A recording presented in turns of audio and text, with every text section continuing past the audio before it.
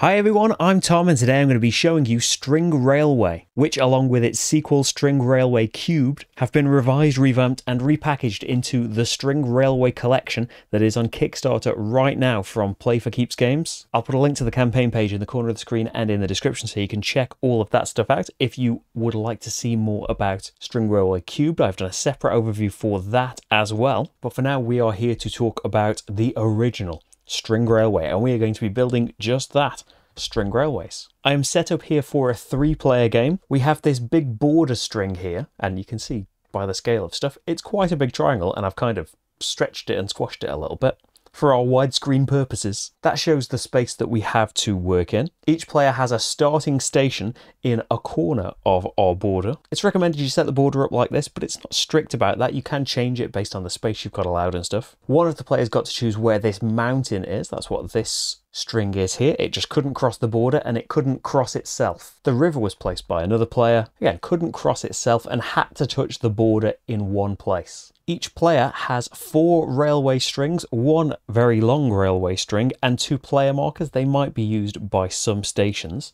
We have a deck of station cards here and some point tokens. And the actual structure of the game is so simple, you'd be astounded from that how tricky it all gets. On your turn, you draw a station, place it somewhere, put one of your railway strings down and score points. That's it. We keep going in clockwise order until everyone's had 5 turns and so have placed all of their railway strings. We count up our score and the most points wins. So let's have a look at the station. The purple player who started up here is going to go first. You draw a station and place it somewhere. It's got to be fully inside the border. It can't touch any strings and it can't touch any stations. So we've drawn a hamlet station here. This is one of the simplest of the stations. Your stations have a player limit. This is how many of the players in the game can connect to a particular station. If it's already at its limit, so 2 players' strings are already on this station, no one else can put their strings on this station for the rest of the game. There are points for connection bonuses here. The 2 numbers mean the first player to connect to it gets the top points, and every other player to connect to it gets the bottom points. Now for these simple stations, it's the same. Anyone that connects to it is going to get 2 points, but obviously there's going to be a race for this one. There's also a village station that 3 people can connect to, that's the same number of points, and then a town station that potentially all 5 players in the game could connect to, but that's worth 3 and 3 rather than 2 and 2. So I have drawn a station, I have placed it, and then I need to place a railway string. So just like the station, the string has got to be fully inside the border. Each end of the string has got to connect to a station. This is our railway line. It connects to a station if it touches any part of the station card. One of the ends of the string also has to connect to your line as a whole. So it's either got to connect to your starting station or a station you've previously connected to your network. You also can't put it underneath anyone else's string, as we will see. So we just do a simple connection to start with here. I just want to connect my starting station to this new hamlet station. Then we score points. We score points for the stations that we're now connected to. So let's look at my starting station here. The first player to connect to it gets 3 points. Anyone else who connects to it gets 2 points. But there is a special thing. I lose a point for everyone else who connects to it. And that's true for all of the starting stations. I don't know who's moved the starting stations around and given me the non-purple one. Ghosts on the lines, of course. You would also lose points for every time you crossed a string. And you can see as you start to build up this network with more and more stations, strings will be everywhere. So those strings can include people's lines, the river, and the mountains. There are stations that desperately want to be in the mountains, for instance. You will have to cross the mountains to go up there. Let's have a look at some more types. Let's give the orange player a go. They have drawn this rural station.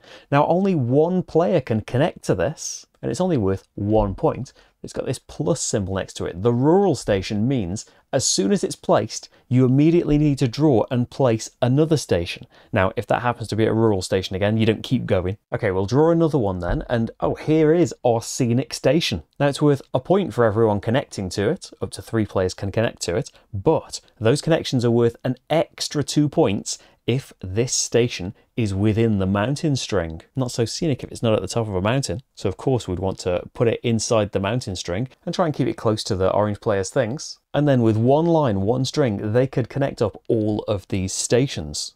Scoring 3 for their starting station, 1 for the rural station, and another 3 for the scenic station. So 3, 4, 7 but then -1 because they did cross a string to do it, but I think it was worth it. So they'd get 6 on their turn. See, the blue player has drawn a landmark station. Now this is great for the first person to go to it. It works much like your starting stations. You get 3 points for being the first. Everyone else gets 2 points for connecting to it, but the first person who came here loses a point every time. So the blue player would need to put a player marker on there to show that they're the one that discovered it. I think they'll put it a bit further away. They want to try and work towards this scenic route. Now, if they wanted to use their big long string right at the start, they could connect all the way across this and get to that scenic station as well in one big go. But then that's done. But it would be a great big first turn. 3, 6, 9 points. -1 for crossing a string, but that's still a great start. Purple draws a terminus station. Now this is nice for points. Everyone can connect to it, but it's a terminus station. Your string has to end on this station. It can't go through it, linking to somewhere else on the same placement. So maybe place it up here, just do a little line. Now that's not new to the network, so no points for that. It's just the terminus station, which will be worth a fresh 3 points. What are the chances everyone's drawing a new type for me to show you? The rail yard station is worth a point for connecting to it first, but also gets the player who placed it a point for every other person that connects to it. And you do very quickly start being tied down by the strings that are everywhere, not wanting to cross over one and lose a point unnecessarily. The depot station is worth nothing to the person that discovers it, but again, it's worth a point for everyone who connects to it in the future, and 2 points for the other people that are connecting to it. So since it's been drawn anyway, and we could trace a big route along, it'd be in blue's interest to maybe want to connect over here as well, so they would get a point, orange would get a point for having discovered that rail yard station. If orange connected there later, orange would get 2, but blue would also get 1. You can see orange and blue are kind of merging here and benefiting off each other and might start to run away with the points. So purple probably wants to get their big long line out and start connecting to all of this stuff. But you've got the tricky navigation of whatever they draw on their turn, but also can you like thread the needle and get to these things without crossing over a load of strings in the process, because it's -1 every single time that you do that. We keep going until everyone has played their 5 rails, their 5 strings, count up all of the points, and the most points wins. It's as simple and eventually tricky as that. And at the end, you end up with your own unique kind of knitted tube map you can look back on. I hope this helped you find out a bit about String Railway and what the new version is going to have in it, what it's going to look like. If you would like to know about the sequel that's also included in the String Railway collection, which adds things like cargo cubes, engine cards, delivery contracts, head over to my String Railway Cubed video. That will be up at the same time as this. I'll put a link for that in the corner if I remember. Let me know if I didn't. This collection is on Kickstarter right now. The link is in the description to go to the campaign page. I have a prototype, but you can see an idea of what the final version is going to have in it from this. You can find out even more on that campaign page, how to get hold of it, how to make it happen. And I hope you enjoy building your own string railways. Thanks for watching, everyone, and I'll see you for the next game. Bye.